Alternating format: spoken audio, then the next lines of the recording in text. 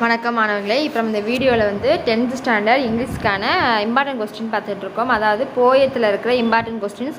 நமக்கு வந்து poem lines கொடுத்து அதில் கீழே வந்து கொஸ்டின்ஸ் கேட்பாங்க பார்த்தீங்களா, 2 மார்க் கொஸ்டின்ஸ். அதில் வந்து நமக்கு ஒவ்வொரு போயம் லெசன்லேருந்து நம்ம வந்து ஒரு இம்பார்ட்டன்ட் கொஸ்டின்ஸ்லாம் பார்த்துட்ருக்கோம்.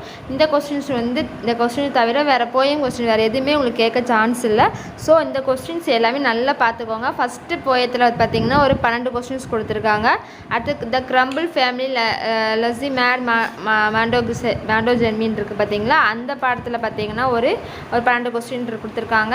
ஐ ஆம் எவ்ரி உமன்கிற பாடத்தில் பார்த்தீங்கன்னா நமக்கு அதே மாதிரி குட்டி குட்டியாக தான் கொஸ்டின்ஸ்லாம் இருக்கும். குட்டி குட்டியாக தான் ஆன்சர்ஸ்லாம் இருக்கும். அதுலேயே கொஞ்சம் கொஸ்டின் 10 கொஸ்டின் கிட்ட தான் கொடுத்துருக்காங்க. ஸோ அதையும் நல்லா பார்த்துக்கோங்க. த அண்ட் த கிரிக்கெட் பாடம் இருக்குது பார்த்தீங்களா, அதுலேயும் அதே மாதிரி தான். ரொம்ப ஈஸி தான். நமக்கு வந்து அந்த போயம் லைன்ஸ் வச்சு நம்ம கண்டுபிடிச்சிடலாம். அதில் வந்து ஹீங்கிறது எதை ரெஃபர் பண்ணுறாங்க, அந்த போயத்தோட மீனிங் தெரிஞ்சுருக்கணும். அந்த போயத்தில் இருக்கிற அந்த பாடல் எல்லாத்துக்கும் நமக்கு வந்து அந்த மீனிங் கதை தெரிஞ்சிருந்தாலே போதும். நம்ம வந்து ஈஸியாக அந்த கொஸ்டினுக்குலாம் நம்ம வந்து ஈஸியாக பண்ணிடலாம். அடுத்து பார்த்திங்கன்னா பொயட்டிக் லைன்ஸ் ரெஃபர் டு இது வந்து கொஸ்டின்ஸு, அது வந்து ஆன்சரு. நான் மாற்றி கொடுத்துட்டு நீங்கள் வந்து கொஸ்டின்ஸை பார்த்துக்கோங்க. அது முன்னாடி நான் ஆன்சர் கொடுத்துட்டேன். இது வந்து கொஸ்டின்ஸ் மட்டும் இதில் இருக்கும்.